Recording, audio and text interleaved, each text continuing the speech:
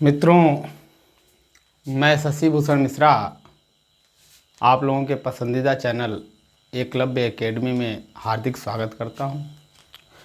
मित्रों, आज हम संविधान पढ़ेंगे और संविधान में हम अपने मौलिक अधिकारों के बारे में पढ़ेंगे।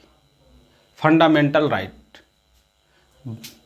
संविधान सभा ने जब संविधान का गठन हो रहा था, संविधान लिखा जा रहा था, तो भारतीय संविधान में संविधान सभा ने अपने नागरिकों को क्या क्या मूल अधिकार दिए हुए हैं, हम उसके बारे में जानेंगे।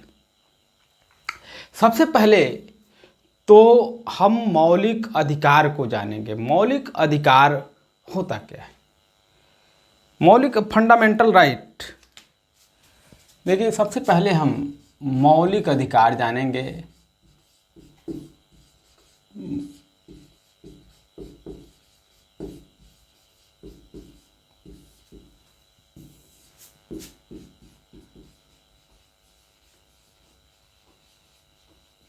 फंडामेंटल राइट,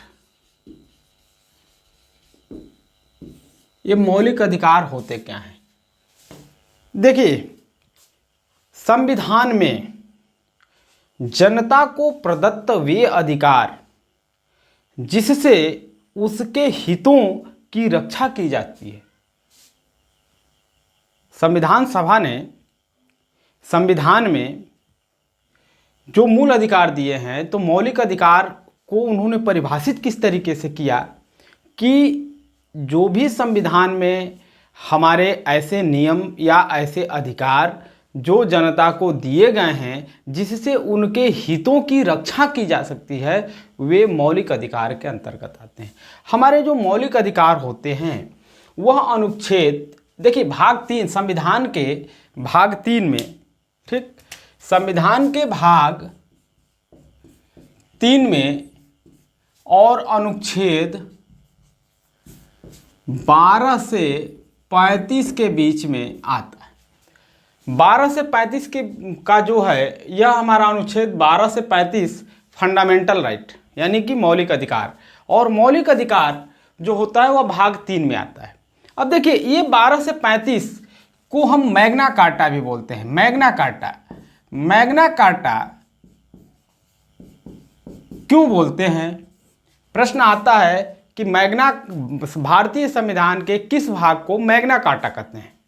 तो भारतीय संविधान के भाग 3 को मैग्ना कार्टा कहते हैं।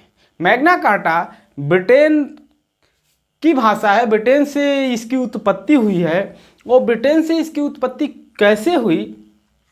वहाँ के राजशाहियों द्वारा, यानी वहाँ के शासकों द्वारा जो वहाँ के मजदूर वर्ग को अधिकार दिए गए थे, उसको हम मैग्ना कार्टा बोलते थे।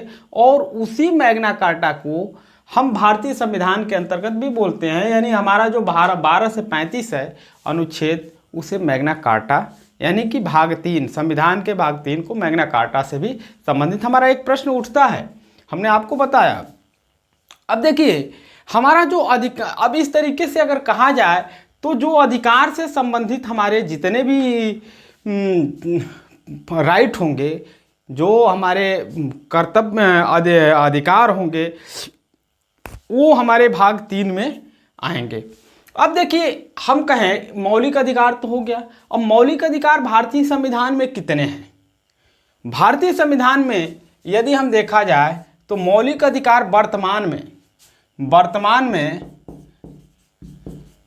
6 हैं, ठीक। लेकिन अगर हम देखा जाए तो प्रारंभ में जब भारतीय संविधान बन रहा था तो संविधान सभा ने हमें 7 मूल कर्तव्य दिए थे, ठीक, जो शुरू से था, यानी 1950 से जो हमारा संविधान था, तो पहले 7 मूल कर्तव्य थे, 7 मूल मौलिक अधिकार थे हमारे, 7 मौलिक अधिकार। लेकिन हमारा वर्तमान में 6 मौलिक अधिकार है। हमारा जो 7वां मौलिक अधिकार था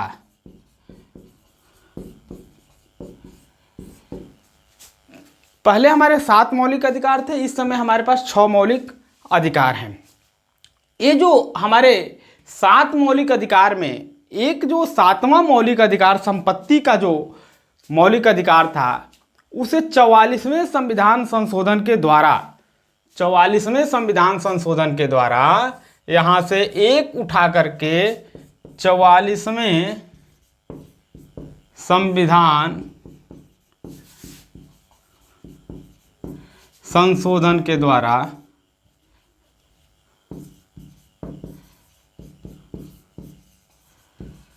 44वें संविधान संशोधन किया गया और उसमें एक हमारा जो संपत्ति का अधिकार था, संपत्ति का अधिकार, उस संपत्ति के अधिकार को कानूनी दायरे के तहत कर दिया गया, जो संविधान के अनुच्छेद 300A के तहत रखा गया। ठीक, अब इसको जो है कानूनी मान्यता दे दी गई, कानूनी मान्यता, और इसे संविधान में अनुच्छेद 300A के तहत रखा गया। ठीक, यह जो 44वां संविधान संशोधन हुआ था, यह 1978 में हुआ था। जो 44वें संविधान संशोधन था, 44वें संविधान संशोधन में केवल मौलिक जो 7 अधिकार हैं, उन 7 मौलिक अधिकारों में से एक मौलिक अधिकार को हटा दिया गया और उस मौलिक अधिकार को कानूनी मान्यता दे दी गई, और उस कानूनी मान्यता के तहत उस संपत्ति के अधिकार को अनुच्छेद 300A के तहत रखा गया। इसलिए रखा गया कि पहले मनुष्य को यह था, यानी अधिकार था कि वह अपनी संपत्ति चाहे जितनी भी इकट्ठा कर ले, कमाए, और वह उसकी संपत्ति है। लेकिन इंदिरा गांधी जो हमारा शासक मंडल था, यानी कि जो भूम एक तरीके से कहा जाए तो जो बहुत बड़े जमींदार थे, जमींदारों से उनके इस अधिकार को समाप्त किया और गरीब तबकों यानी गरीबों को कुछ देने के लिए उन्होंने उनसे उस अधिकार को छीना और छीन करके उस नियम को बदल दिया। अब हमारे पास अब देखिए एक चीज़ का ध्यान रखिएगा, अब कहा जाए कि मौलिक अधिकार, मूल अधिकार जो होते हैं, मौलिक अधिकार, एक मौलिक अधिकार में एक चीज़ और है। इस मौलिक अधिकार में हमारा क्या होता है कि हाई कोर्ट या सुप्रीम कोर्ट, हाई कोर्ट या सुप्रीम कोर्ट मूल अधिकारों का यदि हनन होता है तो वह सरकार के खिलाफ या किसी के भी खिलाफ रिट जारी कर सकती है। एक चीज़ का ध्यान रखिएगा, जो हमारा अनुच्छेद 12 से 35 है, इसमें हम अब अनुच्छेद को अलग अलग पढ़ेंगे, तो थोड़ा सा हम अनुच्छेद को डिवाइड कर लेते हैं।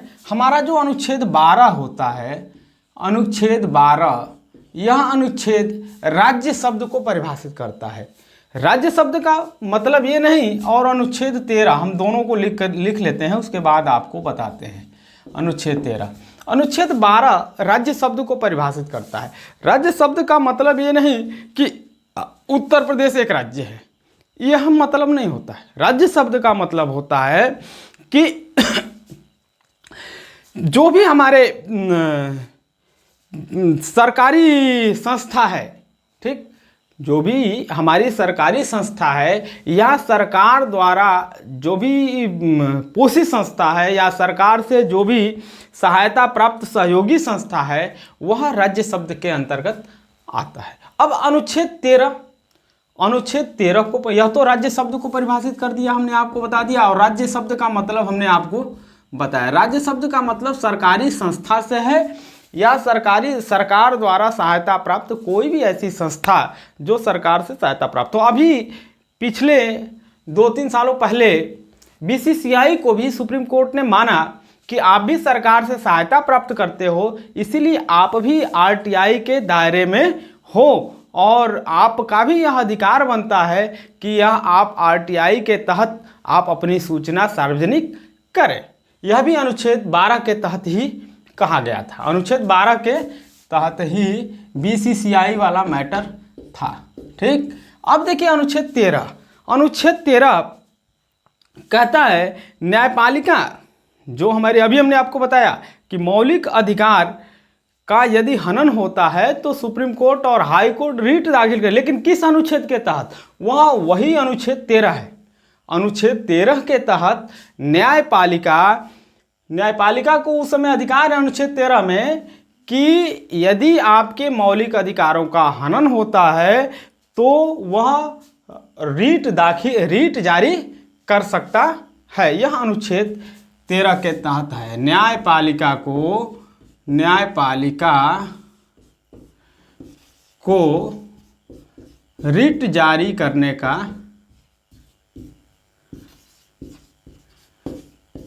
का अधिकार यह अनुच्छेद 13 के तहत आता है। जब आपके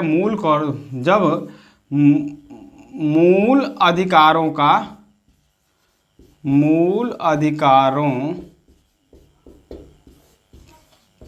का हनन हो। ठीक, आई बात समझ में? जब हमारा मूल अधिकारों का हनन हो तो अनुच्छेद 13 के तहत अनुच्छेद 13 में यह न्यायपालिका को अधिकार दिया गया है कि वह रीट जारी कर सकता है या उसका पुनरावलोकन कर सकता है। यह अनुच्छेद 13 के तहत। अब हम अपने मौलिक कर्तव्यों पर आते हैं, हम आगे बढ़ते हैं। वर्तमान में हमने आपको बताया आज के समय में हमारे संविधान में 6 मौलिक अधिकार हैं। अब 6 मौलिक अधिकार हैं कौन कौन, उसको हमको देखना है।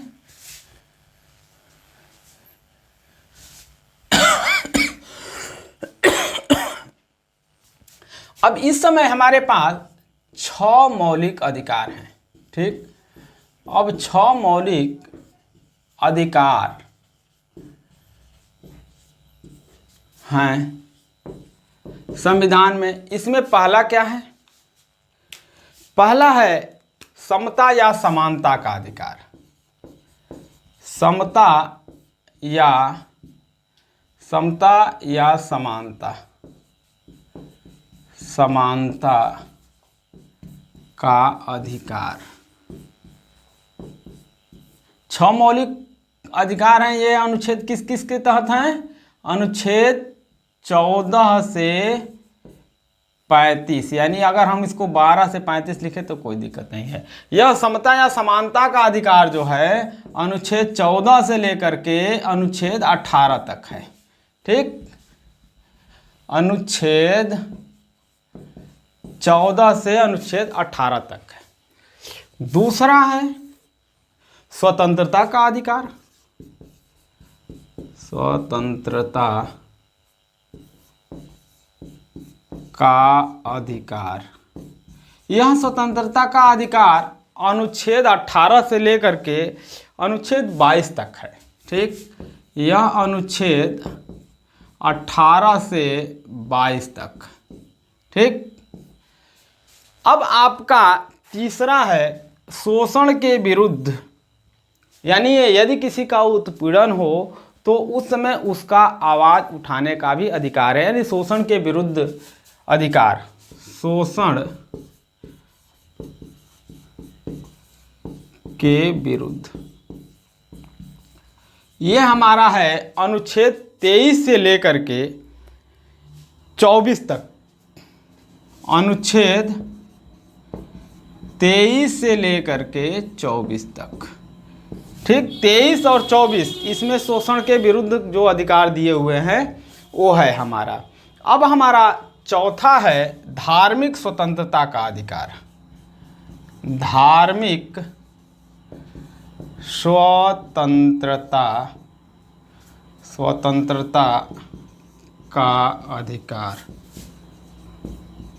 हम इसको अलग अलग पढ़ेंगे कि किस अनुच्छेद में समता समानता अधिकार। अनुच्छेद 14 से 18, तो 14 में क्या है, 15 में क्या है, 16 में क्या है, 17 में क्या है और 18 में क्या है, इसको हम अलग अलग पढ़ेंगे। ये हमारा चौथा है धार्मिक स्वतंत्रता का अधिकार, जो अनुच्छेद 25 से लेकर के अनुच्छेद 28 तक है। अनुच्छेद 25 से लेकर के 28 तक है। 4 हो गया। 5वां है हमारा सांस्कृतिक एवं शिक्षा का अधिकार। सांस्कृतिक एवं शिक्षा का अधिकार। शिक्षा का अधिकार ये है हमारा अनुच्छेद 29 और 30, यानी अनुच्छेद 29 और 30। अब एक चौथा, ये 5वां था। एक है हमारा 6वां संवैधानिक, जो हमारे संवैधानिक उपचार हैं उनका अधिकार। ठीक, संवैधानिक उपचारों का अधिकार लिख सकते हैं, संवैधानिक उपचारों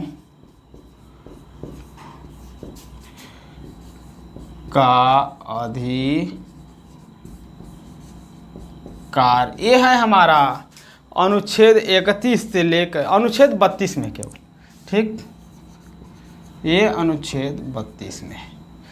अब देख लीजिए, हमारे पास समता और समानता का अधिकार जो 14 से 18 तक है, स्वतंत्रता का अधिकार जो 18 से लेकर के 22 तक है, शोषण के विरुद्ध अधिकार 23 और 24 में है, धार्मिक स्वतंत्रता का अधिकार 25 और से लेकर के 28 तक है, सांस्कृतिक एवं शिक्षा का अधिकार 29 और 30 में है, संवैधानिक उपचारों का अधिकार जो है अनुच्छेद 32 में है।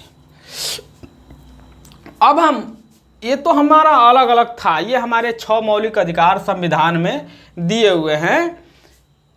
अब 6 मौलिक अधिकारों में हम पढ़ते हैं समता या समानता का अधिकार। पहले पढ़ते हैं समता या समानता का अधिकार। मैं इसको मिटा देता हूँ। ठीक, मैं पूरा ऊपर से ही मिटा देता हूँ, क्योंकि कुछ मैं थोड़ा सा लिखना पड़ेगा तो दिक्कत होगी।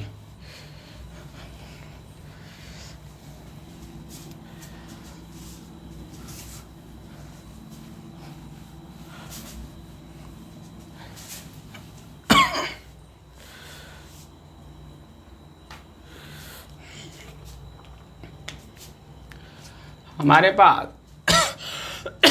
पहला है समता या समानता का अधिकार। समानता का अधिकार हमने आपको बताया, यह अनुच्छेद 14 से लेकर के 18 तक है। अनुच्छेद 14 से अनुच्छेद 18। ठीक, अब देखिए, सॉरी ये 18 है। अब हमारे पास जो 14 से 18 है उसमें अनुच्छेद 14 में क्या है, अनुच्छेद 15 में क्या है, ठीक, अनुच्छेद 13 में क्या है, अनुच्छेद 14 में क्या है, अनुच्छेद 14, 15, 16, 17 और 18 अनुच्छेद, और ये देख लीजिए हम बता रहे हैं आपको। अब हमारे पास है अनुच्छेद 14, अनुच्छेद 15, अनुच्छेद 16, अनुच्छेद 17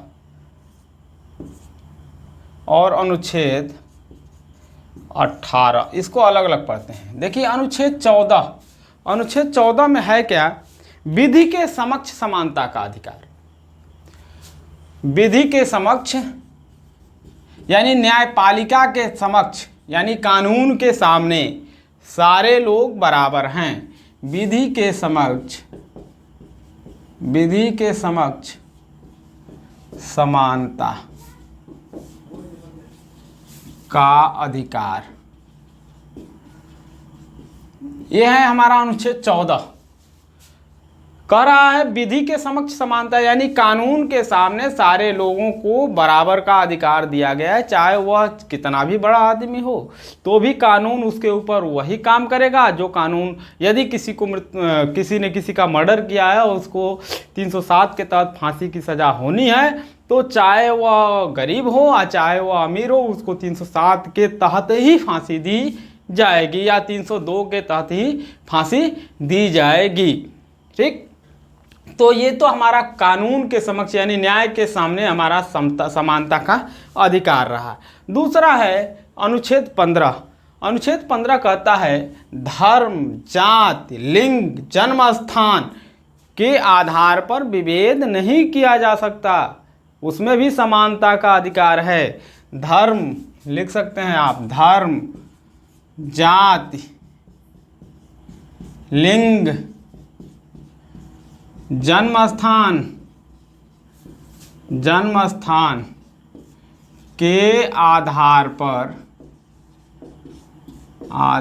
पर जो विभेद में रोक है, धर्म, जात, लिंग, जन्म स्थान के आधार पर विभेद में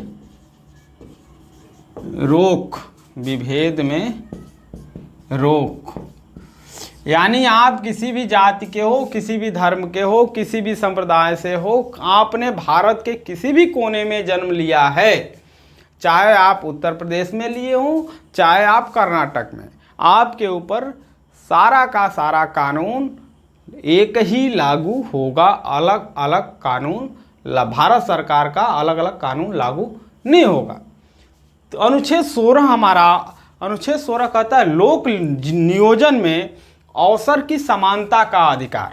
लोक नियोजन का मतलब सरकारी नौकरी या सरकार के किसी भी विभाग में, सरकार का कोई भी संस्था, ठीक, तो लोक नियोजन में अवसर की समानता का, ठीक, लोक नियोजन में सरकार के किसी भी कार्यक्रम में, सरकार के किसी भी प्रोग्राम में सारे लोगों को समानता का अधिकार दिया जाता है। अनुच्छेद 17 कहता है अस्पृश्यता का अंत। ठीक, छुआछूत का अंत करना है, यानी सारे लोग बराबर हैं, यानी कि किसी भी धर्म, किसी भी जाति में कोई अंतर नहीं है। यह है हमारा अस्पृश्यता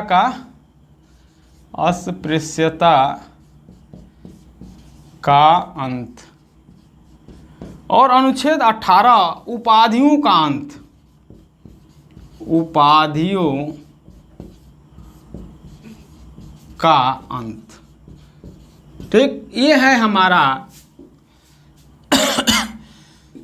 अनुच्छेद 14 से लेकर के अनुच्छेद 18 यानी समता और समानता का अधिकार। इसको आप पूछा जा सकता है कि जो मौलिक समानता का जो मौलिक अधिकार है उसके अनुच्छेद 14 में क्या अधिकार दिया गया है, अनुच्छेद 15 में क्या अधिकार दिया हुआ है। तो ये तो हमारा समता या समानता का अधिकार रहा अनुच्छेद 14 से लेकर के 15 तक। अब दूसरा है हमारा स्वतंत्रता का अधिकार। स्वतंत्रता का अधिकार क्या है, इसे हम देखते हैं।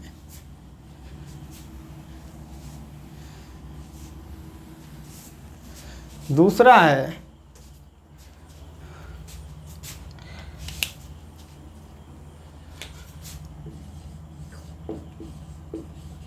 स्वतंत्रता का अधिकार। देखिए, स्वतंत्रता का अधिकार जो है अनुच्छेद 19 से लेकर के अनुच्छेद 22 तक दिया हुआ है, ठीक ना।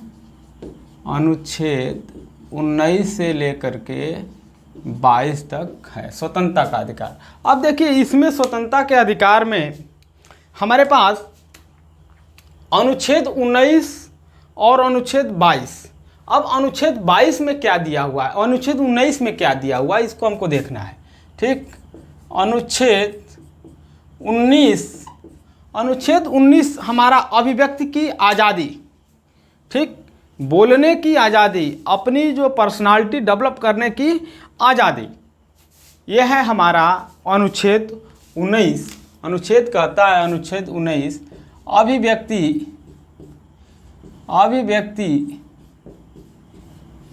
की आज़ादी।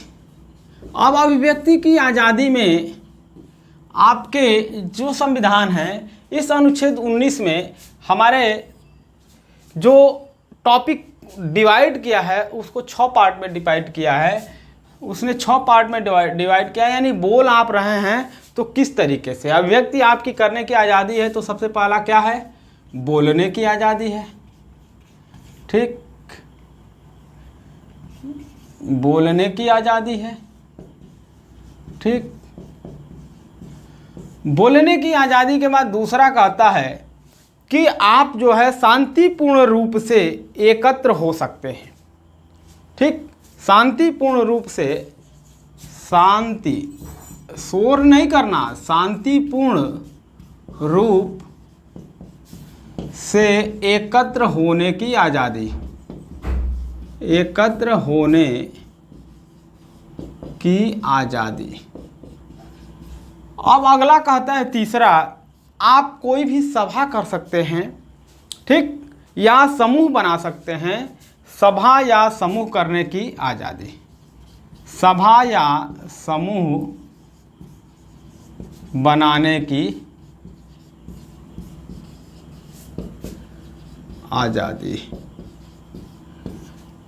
आपका अगला है, आप बोल सकते हैं, शांतिपूर्ण रूप से एक जगह इकट्ठा हो सकते हैं, सभा कर सकते हैं, समूह बना सकते हैं।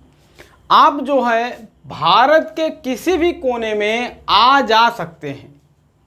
अगला है आपका आवागमन की आज़ादी, आवागमन की स्वतंत्रता। भारत के किसी भी कोने में आप बेरोक टोक आ सकते और जा सकते हैं। अगला है हमारा आपका भारत के किसी भी कोने में आपको निवास करने की आज़ादी, निवास की आज़ादी। और अंतिम है आपको रोजगार करने की आज़ादी, रोजगार की स्वतंत्रता। ठीक, आप भारत के किसी भी कोने में आप जा कर के कमा खा सकते हैं, आपको कोई रोक टोक नहीं, संविधान के द्वारा रोजगार की आज़ादी। ये है हमारा अनुच्छेद 19 जो अभिव्यक्ति की आज़ादी है, उसमें हमारे ये 6 टॉपिक हैं। अब अनुच्छेद 20, अनुच्छेद 20 का क्या कहता है, हम इसको देखते हैं। अनुच्छेद 19 हो गया, आप इसका स्क्रीनशॉट ले लीजिएगा और जो भी नहीं समझ में आएगा आप कमेंट बॉक्स में कमेंट करके हमसे आप पूछ सकते हैं। हम आपकी समस्या का समाधान अगले वीडियो में ज़रूर करने का प्रयास करेंगे। अब देख लीजिए, आपका अनुच्छेद 20 कह रहा है अनुच्छेद 20 में भी इसी तरीके से 2-3 टॉपिक हैं, 3 हैं अनुच्छेद 20 में। देखिए, अनुच्छेद 20 अपराध के दोष सिद्धि को कहता है। ठीक ना, जो अनुच्छेद 20 है वह अपराध के दोष सिद्धि की स्वतंत्रता देता है। यानी कि आपके ऊपर दोष है तो आप कैसे दोष मुक्त हो सकते हो, आप उसका उपाय ढूंढ सकते हो। इसमें उन्होंने 3 पार्ट बांधा। पहला उन्होंने कहा,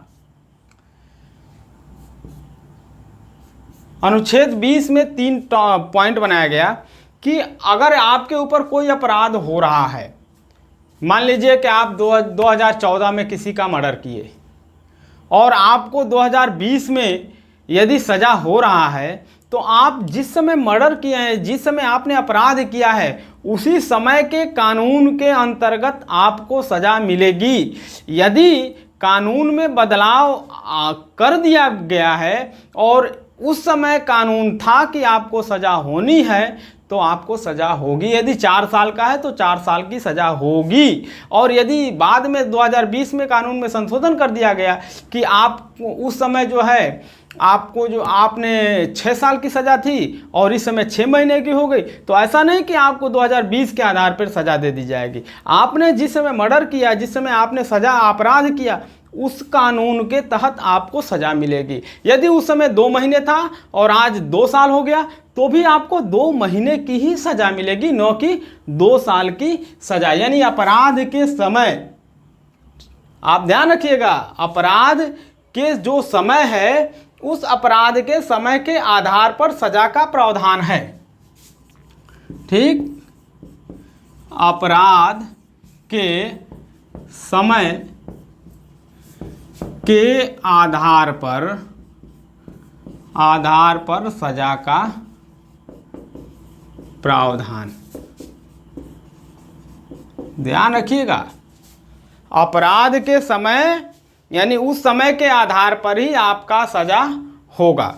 दूसरा, खुद के विरुद्ध गवाही देने के लिए आपको बाध्य नहीं किया जा सकता है। यानी यदि आपने किसी का कोई गलती कर दिया है तो कोई आपको टार्चर नहीं कर सकता, आपके ऊपर कोई प्रेशर नहीं बना सकता कि नहीं आप कहो कि हमने गलती किया है। आप मान भी सकते हैं, नहीं भी मान सकते हैं, वह आपके ऊपर डिपेंड करता है। इस चीज़ पे आप ध्यान रखिएगा। पहला, जब आपने गलती किया उस गलती के समय जो नियम था, जो कानून था, उस कानून के तहत आपको सजा। दूसरा, आप खुद के विरुद्ध लिख सकते हैं, आप खुद के विरुद्ध गवाही देने के लिए बाध्य न करने ठीक, न करने की स्वतंत्रता। तीसरा है, आपको यदि आपने कोई सजा अपराध किया है तो आपको उस अपराध की सजा केवल एक बार ही मिलेगी। यानी एक अपराध की सजा एक ही बार होगी। ठीक, एक अपराध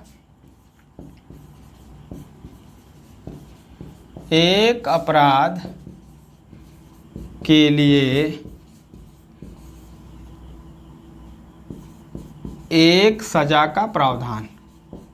ठीक, ये आपके संविधान में दूसरा जो मौलिक अधिकार, स्वतंत्रता का मौलिक अधिकार है, उस स्वतंत्रता के मौलिक अधिकार में अनुच्छेद 20 के तहत ये जो अपराध का दोष सिद्धि है उसमें यह जो है तीन जो है आपको अधिकार दिए गए हैं।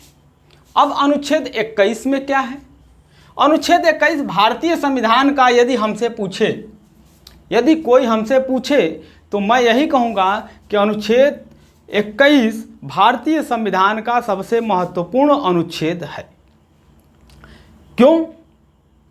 आगे देखते हैं क्यों। अनुच्छेद 21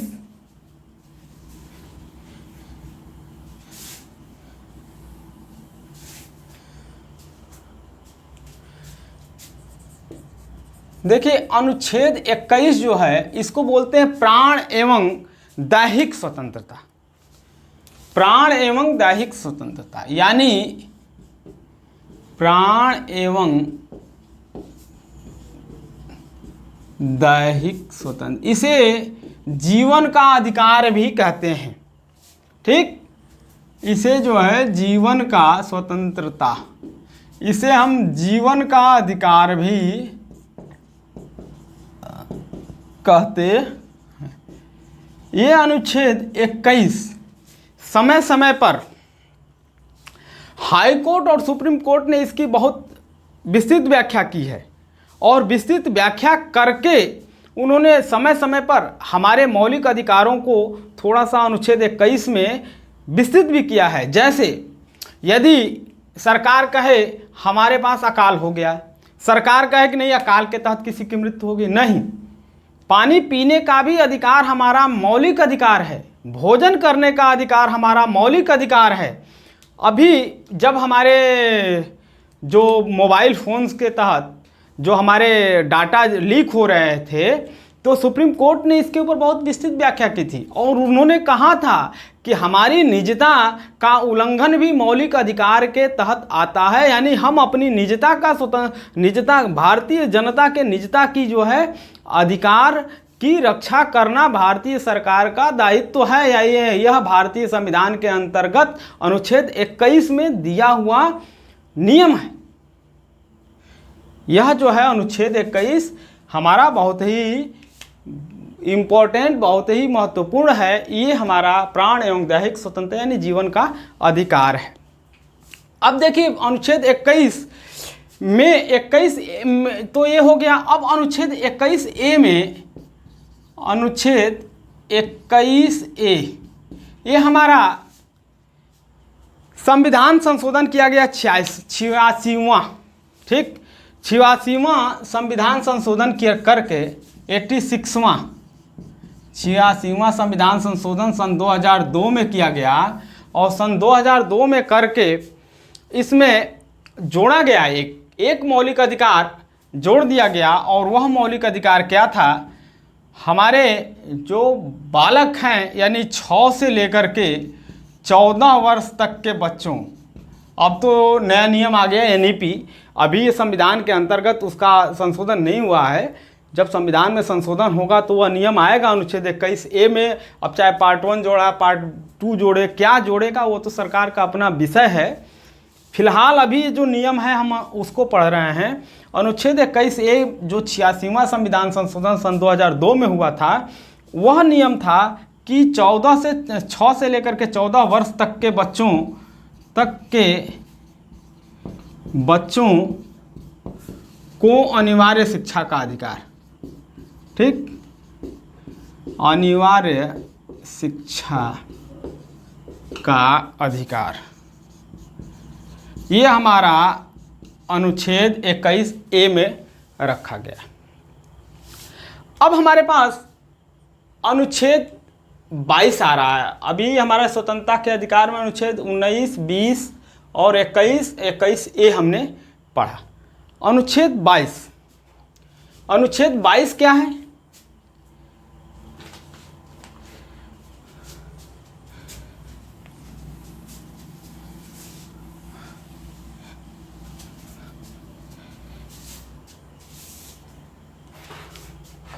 देखिए अनुच्छेद 22 जो है,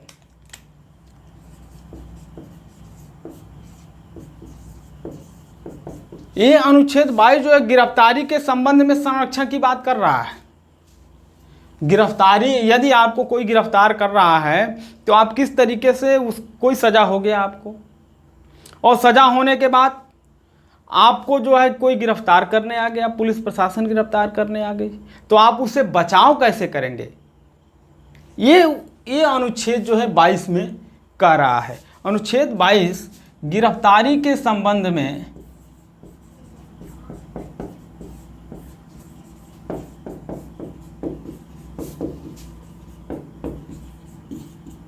संरक्षण का अधिकार, ठीक,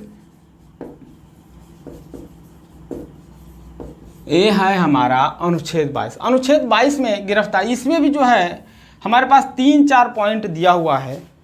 पहला तो यदि आपको कोई गिरफ्तार कर रहा है तो उससे आप कारण पूछ सकते हैं। कारण पूछने का अधिकार है कि भाई हमको किस सजा, किस गलती के कारण आप मुझे गिरफ्तार कर रहे हैं। दूसरा हमारा है 24 घंटे के अंदर नज़दीकी मजिस्ट्रेट या न्यायपालिका के सामने पेश करना।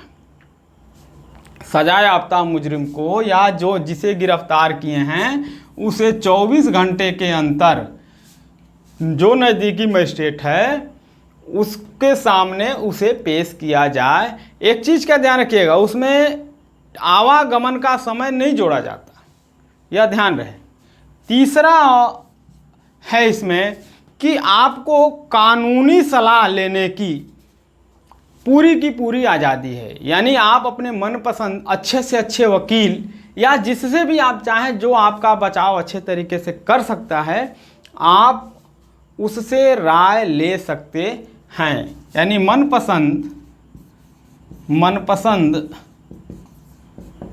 कानूनी सलाह लेने की आज़ादी, लेने की,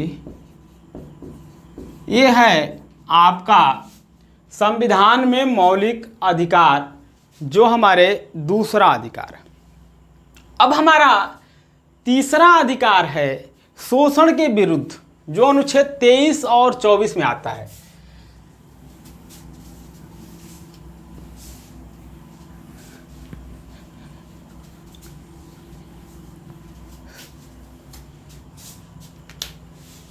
तीसरा है शोषण के विरुद्ध, ठीक, ये है हमारा अनुच्छेद 23 और 24। अब अनुच्छेद 23 क्या कहता है? अनुच्छेद 23 कह रहा है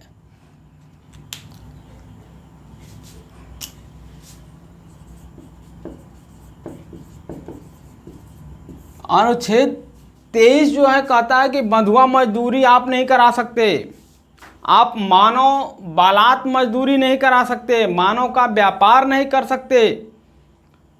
आप जो है अनुच्छेद 23 यह कह रहा है कि आप बंधुआ मजदूरी नहीं करा सकते, बंधुआ मजदूरी पर प्रतिबंध, बंधुआ मजदूरी पर प्रतिबंध,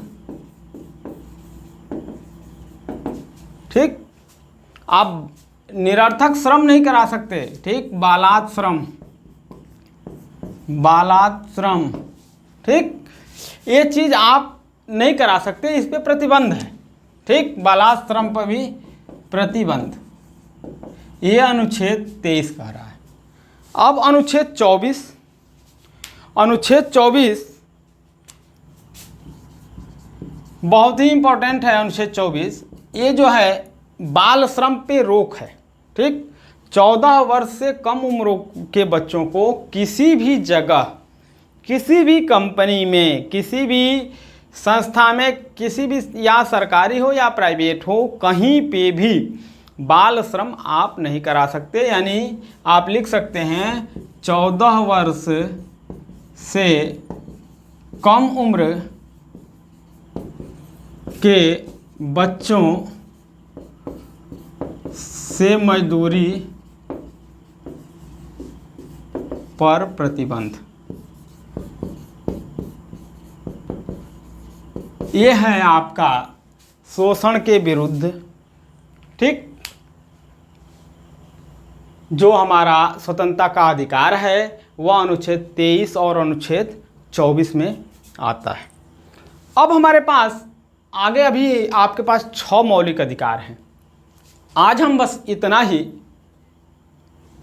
बाकी आपको हमारा अगला जो वीडियो आएगा उसमें आगे के 3 मौलिक अधिकारों के बारे में हम आपको बताएंगे।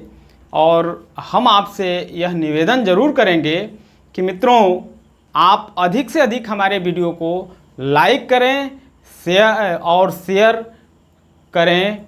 धन्यवाद।